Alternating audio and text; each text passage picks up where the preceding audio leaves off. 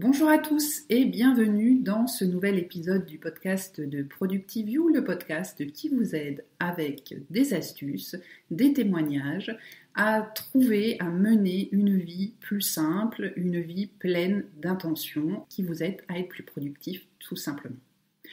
Aujourd'hui, j'ai reçu une nouvelle invitée, une très jolie jeune femme, vous allez voir. Une jeune femme qui est absolument talentueuse, qui s'appelle Axelle Vincent, que j'ai rencontrée très récemment dans un événement pour les entrepreneuses des Yvelines, et qui a très gentiment accepté mon invitation de participer à ce podcast.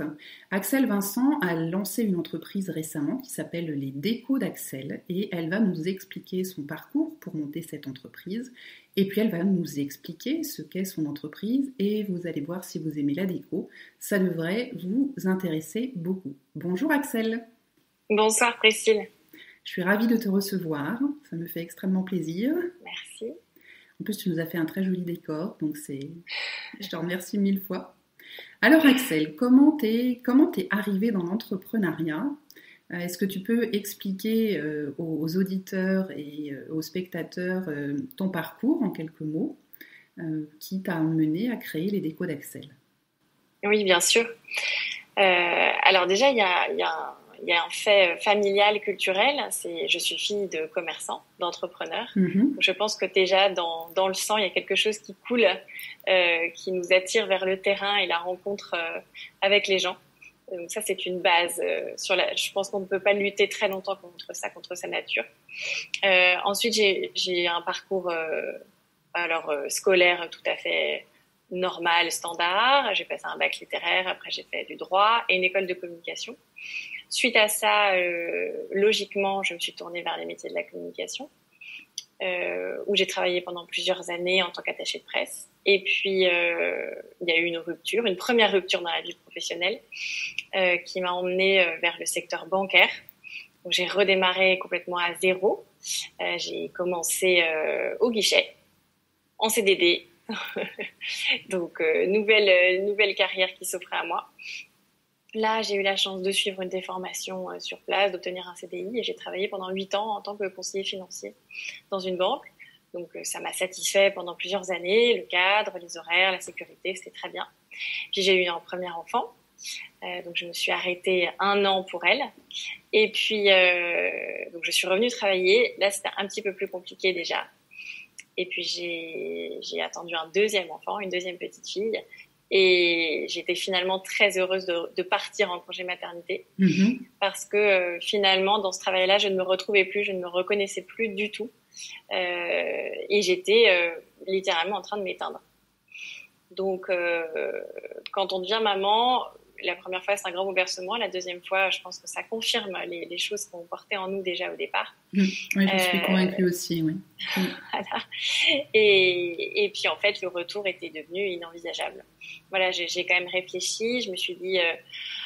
33 ans, même 32 ans à l'époque, la vie professionnelle est encore longue. Est-ce que vraiment je vais avoir le courage de vivre ça, de m'enterrer dans une espèce de malheur, même presque de dépression, 5 jours sur 7 j'étais pas convaincue. Et puis, heureusement, j'ai eu le soutien de mon mari et de ma mère, donc, qui m'ont un peu poussée vers ce qui était latent depuis déjà longtemps.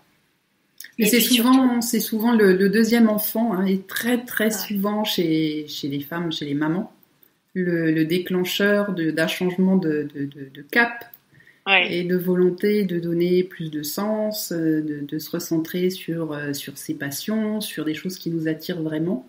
Oui, et puis on a envie de leur transmettre un modèle à nos enfants. En devenant maman, on n'est plus tellement centré sur nous, mais aussi il y a ce besoin de transmission. Et c'était hyper important pour moi de leur transmettre le modèle d'une femme qui s'épanouisse déjà. Et je me suis projetée, moi, mère de mes filles dans 30 ans. Et je me suis vraiment posé la question de qu'est-ce que je considérais être un échec pour elles ou une réussite dans 30 ans. Et finalement, je me suis dit que voir mes filles aller au boulot, traînant les pieds, la boule au ventre, faisant quelque chose qui ne leur ressemble pas et qui ne les épanouit pas, je pense que ce serait plutôt ça qui se rapprocherait d'un échec ou d'une erreur, plutôt que de les voir prendre des risques mesurés, espérons, mais en tout cas prendre le risque et donc prendre une chance d'être heureuse et de s'épanouir dans son travail. Ça a vraiment fait partie de cette finalement 3e gestation, parce que c'est une décision, un choix qui se mûrit pendant plusieurs mois, même physiquement, qui prend toute la place jusqu'au jour où il sort de nous-mêmes pour être là face à nous et exister vraiment. C'est très joli ce que tu dis, très joli. Et donc, comment on arrive donc après ton parcours école de commerce, banque, école de com. Et école de communication, pardon, et la banque à créer les décos d'Axel. C'était déjà quelque chose qui était très fort chez toi. Tu étais déjà passionnée de décoration. Raconte-nous.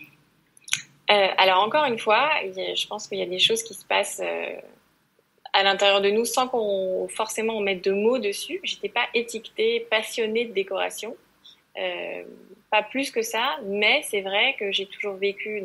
Ma mère a toujours eu le goût des beaux objets, des belles tables, toujours, malgré le travail, on avait toujours une belle table bien mise, des beaux accords de couleurs. Donc je pense que ça fait partie d'une formation familiale. Et puis en devenant mère, en achetant une maison, on a des envies qui changent et un regard qui s'affûte. Et donc, avec ma mère qui a fait partie intégrante de cette maturation, le domaine qui nous rassemblait toutes les deux et sur lequel on s'est vraiment orienté assez naturellement, c'était la décoration. Très bien. En plus, oui, comme tu le précises, c'est une aventure familiale. Ouais. Parce que c'est assez rare en plus de commencer déjà à deux, de commencer avec sa maman. Je pense que c'est encore plus rare. C'est un modèle assez hors du commun. D'accepter de travailler avec, même si c'est une personne qu'on adore, sa maman, c'est voilà, mais accepter de travailler avec sa maman tout le temps, je trouve que c'est on a dû te le dire des tas de fois, c'est pas du tout courant. Alors, je pense que c'est elle qui a plutôt du courage d'accepter de travailler avec moi. Alors là, je ne donne pas d'avis, mais en tout cas, c'est une belle aventure parce que l'entrepreneuriat étant déjà une grande aventure, tu l'as dit, tu avais le soutien de ton mari et c'est déjà formidable. Je crois qu'il est entrepreneur lui aussi d'ailleurs, non ? Non, il est dans le domaine de la photo. D'accord, ok.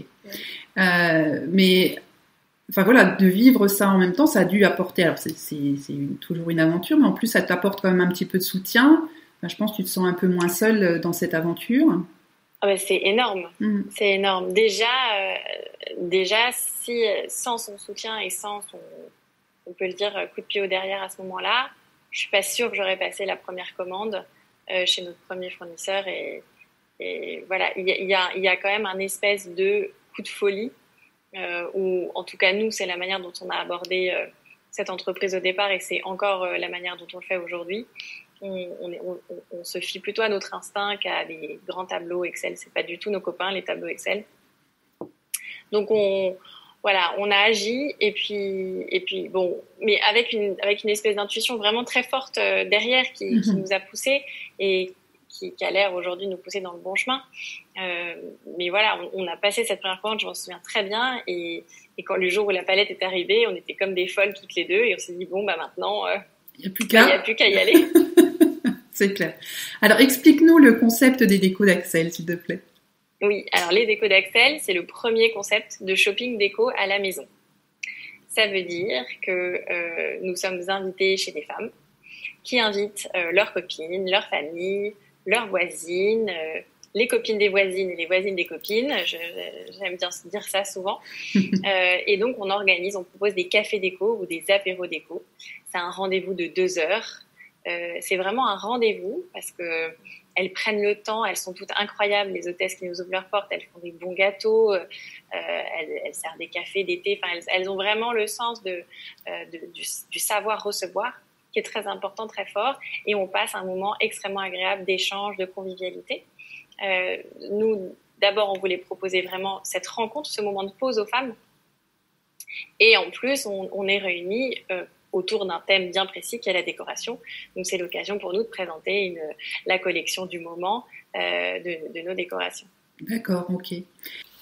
Alors, raconte-nous ce café déco, cette idée donc de venir chez une hôtesse pour présenter les produits de ta collection. Comment tu as eu l'idée ? Alors, on s'était donc mis d'accord avec maman qu'on voulait travailler dans la décoration.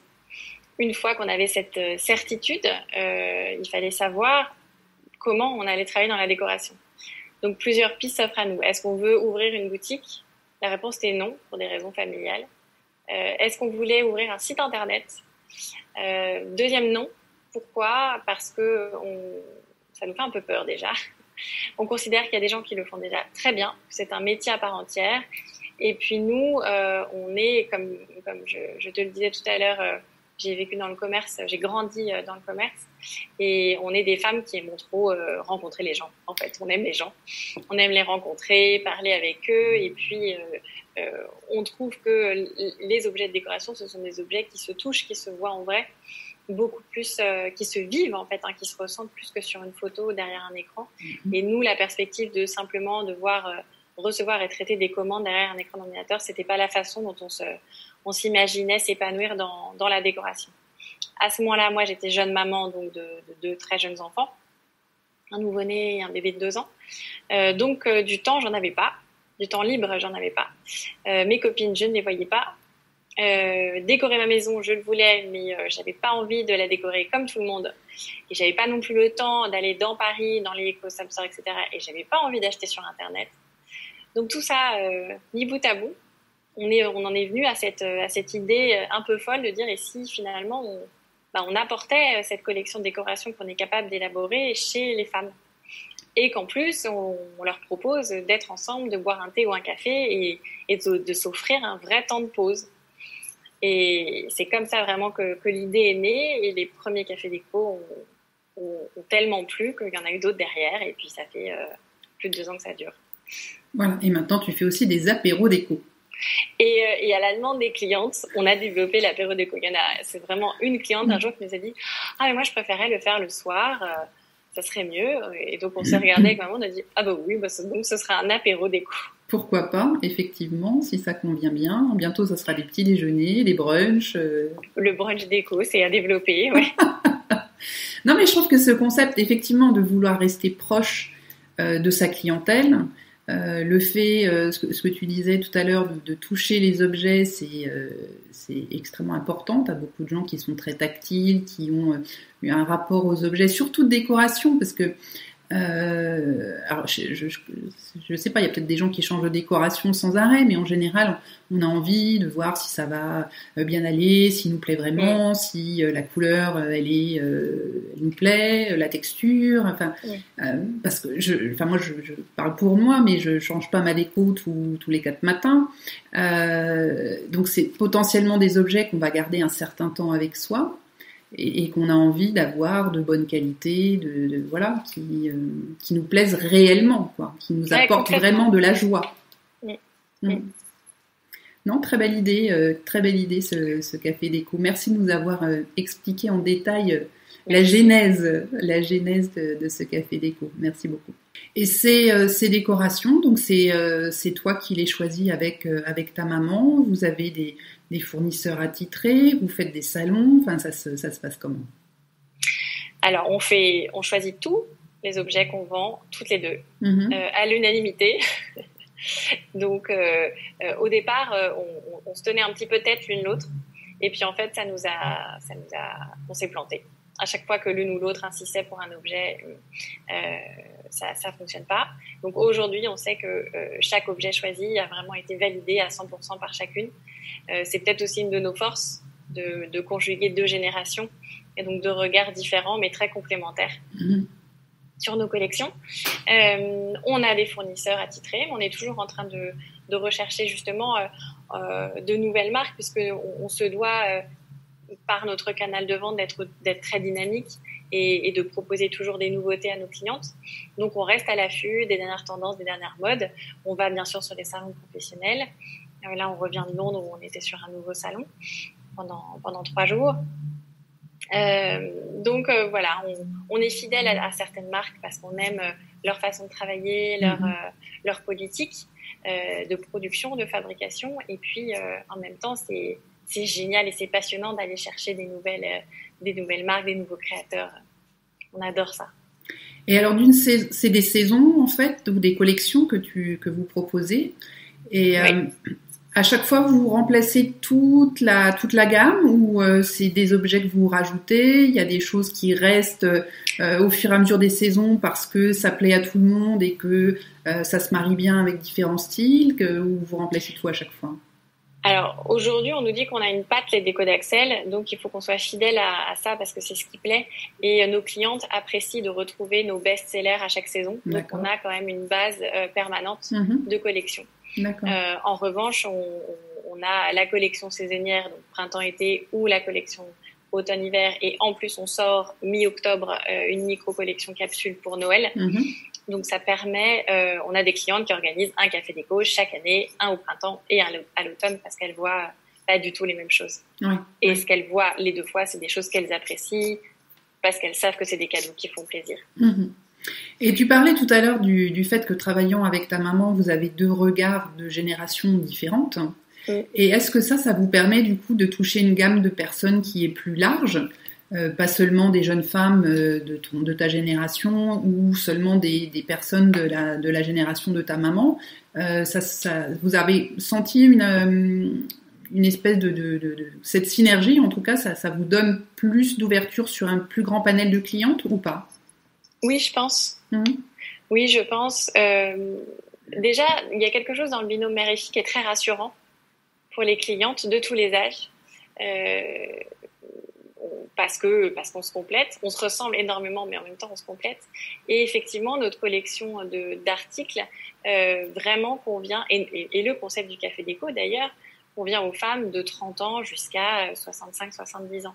On a vraiment une offre très déco et en même temps d'idées cadeaux qui plaisent aux femmes très pointues en déco, comme celles qui sont un petit peu intéressées, mais pas sans forcément être hyper collées aux tendances. D'accord. Et quand on veut héberger chez soi un café déco, on te contacte et puis tu arrives avec tes valises sur le site internet. Oui. Donc lesdécodaxel.fr. On clique sur je veux devenir hôtesse. Et donc là, je reçois la demande. Et donc, si c'est en Île-de-France, donc il est probable que ce soit moi ou maman qui venions animer ce café déco, cet apéro déco. Si c'est en province ou un peu plus loin de chez nous en Île-de-France, on pourra vous orienter vers l'une de nos décoratrices en espérant qu'on en ait une déjà active sur votre région. Parce qu'effectivement, tu m'as expliqué lorsqu'on préparait cette interview que tu es en train de recruter un réseau de décoratrices à domicile. Exactement. En 2017, c'est l'année de deux gros challenges, de deux gros projets. Le premier, c'est effectivement le développement d'un réseau. Puisque nous, pendant 2 ans, on a testé, on a affiné, on a vraiment modelé notre boule de terre glaise pour lui donner la forme qu'on voulait et surtout s'imprégner de ce que nous renvoyaient les clientes au fur et à mesure de ces rencontres. Et donc là, ça y est, on a considéré qu'on était prête à développer ce modèle sur toute la France. On a démarré le recrutement début du mois de mars 2017. Et aujourd'hui, on a 9 décoratrices. Très bien, donc répartis un peu partout en France. Répartis un peu partout, ouais. Très bien, écoute, moi je souhaite une longue vie à ton réseau et un beau développement en France, Merci. À l'international, partout. Ah bah oui. Mais à Londres, on a rencontré une Française expatriée qui avait lu un article sur nous dans un magazine de déco et qui nous a contactés parce qu'elle voulait devenir décoratrice VDI. Et ben voilà, ça y est, ouais. C'est parti. L'aventure de l'international te tend les bras. Ça serait génial. Ah bah ouais. Oui, bien sûr. Attends, c'est vraiment très bien. Très belle aventure, en tout cas, que tu racontes très joliment. C'est très intéressant. Merci. Alors, dans ton parcours, Axel, d'entrepreneuse, est-ce qu'à un moment, tu as rencontré une difficulté, je sais pas, un écueil, quelque chose qui a fait qu'il a fallu que tu te poses, que tu réfléchisses différemment, que tu refasses un peu marche arrière pour mieux repartir? Raconte-nous. Alors, je pense des difficultés, on en connaît tous tout le long de ce long parcours. Le plus classique, c'est déjà un objet qui fonctionne pas. Ça arrive de se tromper. Dans ces cas-là, il faut savoir rebondir, savoir réagir rapidement. Ça fait partie du chemin. Mais un vrai écueil qu'on a vécu et qui a été assez difficile, c'est le jour où on a rencontré une consultante pour envisager le développement des décodes Axel en tant que réseau VDI comme on le fait aujourd'hui, qui était au départ hyper enthousiaste et puis qui, au fil des calculs et des tableaux, finalement, est devenu assez alarmiste et le tableau négatif. Et ça a été un moment hyper dur parce que j'étais déjà complètement projetée dans l'après. Et là, j'étais en train de quitter mon boulot, en train de négocier donc mon non-retour en poste. Et là, c'est très compliqué parce qu'on se dit qu'est-ce que je vais faire? Vraiment, je me suis posé cette question, ça a été épouvantable. Physiquement, très dur, et j'ai pleuré, je crois, pendant 3 jours. Non-stop. Marie me regardait avec des grands yeux. Et puis après, en fait, je me suis un peu ressaisie. Toujours aussi grâce à maman. Et on s'est rendu compte que finalement, c'était pas si négatif que ça, qu'au contraire, c'était plutôt des mises à niveau, des mises au point et des mises à niveau et des réglages. On s'est surtout rendu compte qu'à ce moment-là, on n'était pas prête à se développer. Et donc, ça nous a permis de mettre tout en place, de changer certaines choses pour arriver à quelque chose de pérenne. Voilà. Ben oui, donc c'est... Effectivement, je peux comprendre que sur le coup, ce soit un petit peu un choc, un coup au moral. On est en train de surfer sur son petit nuage rose et puis d'un seul coup, là, on fait une petite chute. Mais bon, visiblement, tu as su tirer parti de cette annonce peut-être un peu alarmiste qu'on t'avait fait pour mieux rebondir. Et puis, visiblement, ça se passe beaucoup mieux. Et peut-être même si tu as différé un peu ton développement, c'est jamais pour mieux rebondir un peu plus tard. Oui, c'était une claque nécessaire. Oui, parce que parfois on est peut-être un peu trop enthousiaste et on oublie quelque peu, surtout quand on a un côté un peu créatif, on oublie peut-être un petit peu les réalités de la vie économique. Tu as dit tout à l'heure que tu n'aimais pas trop les fichiers Excel ou ces choses-là, mais malheureusement, on peut difficilement développer son business sans compter un petit peu, sans mettre des chiffres dans un tableau, sans essayer de faire un peu des projections, même si ça nous plaît pas et qu'on aimerait bien que tout roule sans tout ça. Ouais, c'est ça. Écoute, je te remercie beaucoup de ce témoignage. Alors, on a 3 questions obligatoires à la fin de chaque enregistrement. Donc, le premier, c'est ton livre de chevet. Oui. Pas celui que je lis en ce moment. Non, ton livre, un livre que tu recommandes, que tu adores, que tu relis avec plaisir, que tu as vraiment accroché, voilà, vraiment le truc. Ouais. Il y a un livre qui m'a vraiment passionnée, c'est Africa Trek d'Alexandre Poussin. C'est un couple de Français aventuriers. Ce sont vraiment des aventuriers, leurs parcours sont incroyables.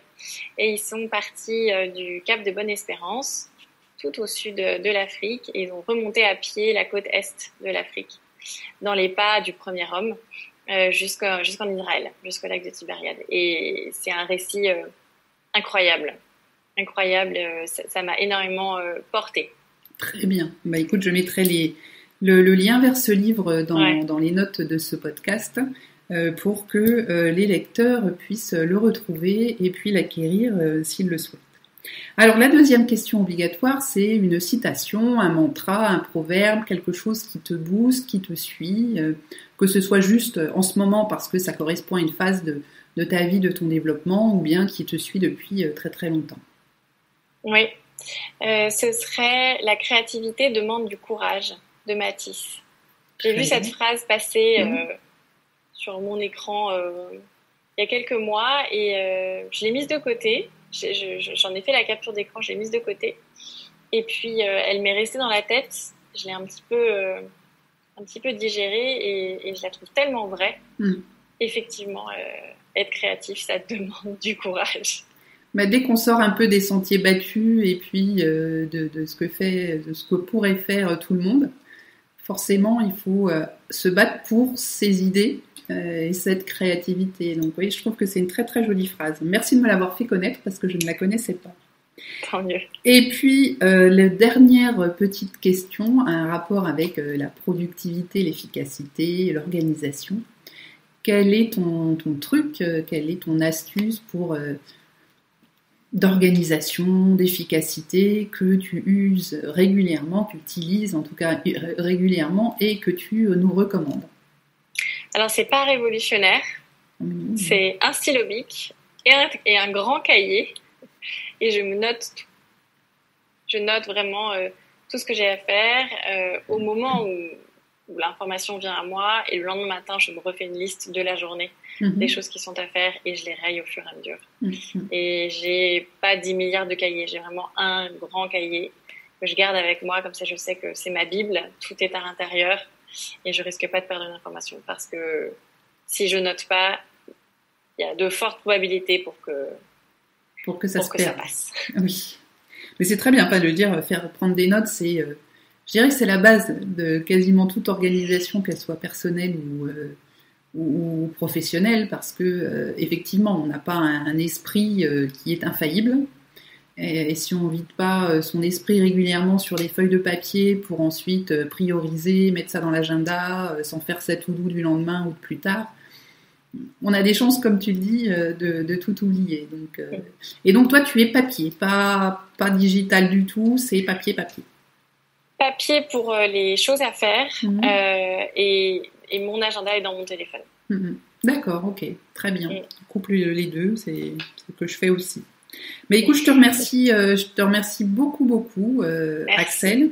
Donc, on peut te retrouver sur ton site internet lesdecod'axel.fr. Donc, pareil, je mettrai les liens sur le site productiveview.com dans la catégorie podcast. Tu as une page Facebook, donc là, pareil, et moi, je suis abonnée à la page Facebook. Donc, si vous voulez voir les jolies choses qu'elle fait, sa petite vidéo sur comment ça se passe un café déco, et puis, comme ça vous donnera peut-être l'idée de faire ça chez vous, dans votre jardin, dans les prochains jours ensoleillés qui arrivent. Surtout, n'hésitez pas à contacter Axel. Et Axel a aussi un compte Instagram où vous allez pouvoir aussi voir les décorations qu'elle propose. Donc, tout ça, pareil, dans les notes de l'émission. Merci mille fois, Axel. C'était vraiment très intéressant et très encourageant de t'écouter. Merci à toi. Et alors, moi, je souhaite vraiment une très très longue vie à ton réseau, un beau développement à l'international. Bon, à l'international, c'est mon truc. Donc, bravo à toi. Et puis, je suis sûre qu'avec ce premier pas de l'autre côté de la Manche, dans la perfide Albion, tu vas pouvoir comme ça entamer une grande carrière internationale. Merci mille fois. Merci. J'espère que comme moi, vous avez beaucoup aimé le témoignage d'Axel, des décos d'Axel. N'hésitez pas à rendre visite à son site internet, à prendre rendez-vous pour organiser un café déco, un brunch déco, un apéro déco et découvrir ainsi ses collections, les faire découvrir à vos proches, votre famille, vos amis, vos voisins, les amis des voisins et je sais plus comment t'as dit tout à l'heure, les voisines des copains, ou je sais plus. C'était vraiment très encourageant. Donc, toutes les notes de cette émission seront sur le site productiveview.com dans la catégorie podcast, comme d'habitude. N'hésitez pas à liker la vidéo, à partager le podcast, à mettre une note, une revue sur iTunes pour faire connaître ce podcast. Et puis, on se retrouve très prochainement pour le prochain épisode. Bye bye. Bye bye.